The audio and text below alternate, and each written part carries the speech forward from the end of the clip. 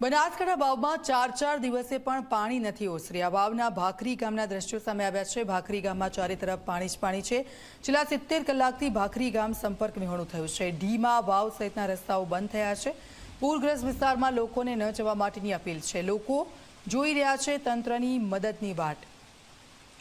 તો ભાખરી ગામના દ્રશ્યો અમે આપને બતાવી રહ્યા છે। અલગ અલગ જે ગામો છે તે ગામમાં શું સ્થિતિ છે। 70 કલાકથી ભાખરી ગામ સંપર્ક વિહોણું થઈ ગયું છે।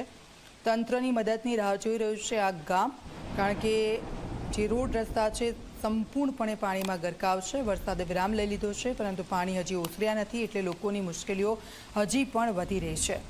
70 કલાકથી આમને આમ છે। ત્યાંના લોકો જ્યાં ફસાયેલા છે ત્યાં જ ફસાયેલા છે। ઘરોમાં પાણી ફરી વળ્યા છે।